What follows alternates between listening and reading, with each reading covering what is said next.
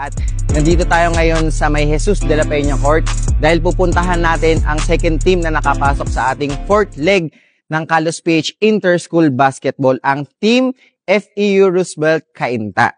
So guys, ito na yung bibigay nating jersey para gamitin sa kanilang laban sa November 8. Kaya tara, puntahan natin sila.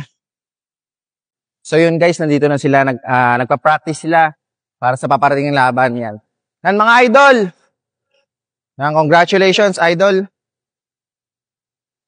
Yan, nandito ang Carlos PH para ibigay sa inyo personal ang inyong mga jersey na gagamitin nyo sa inyong laban sa Carlos PH Inter-School Basketball. Maraming salamat po.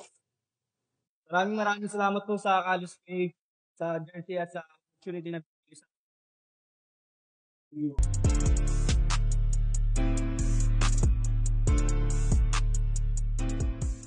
Ako nga pala si Aurel Jake Louis Pinaso, 18 years old, grade 12, na nag-aaral sa FEU Roosevelt Cainta. Ako nga pala si Christian Robbie Cruz, 18 years old, grade 12, na nag-aaral sa FEU Roosevelt Cainta. Anong nararamdaman nyo na kasali kayo sa Carlos?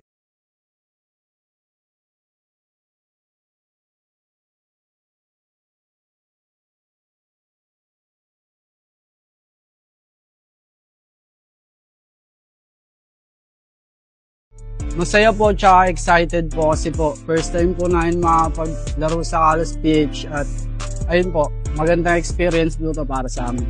Ano sa tingin nyo yung advantage nyo sa inyong mga kalaban?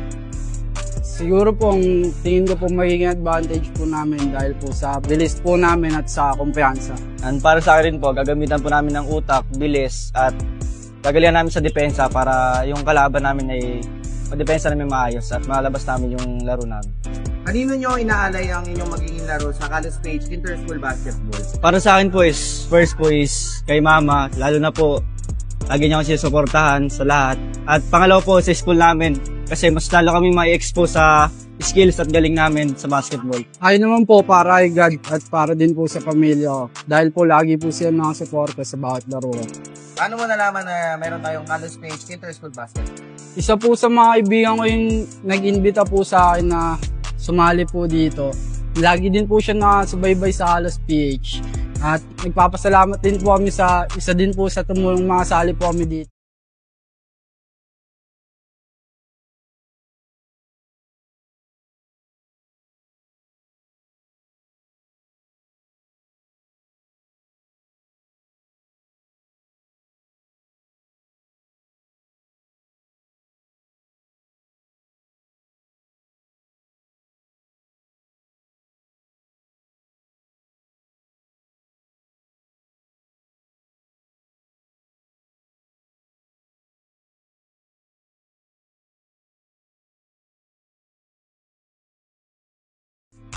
Kami po ang Team FEU Roosevelt Cainta.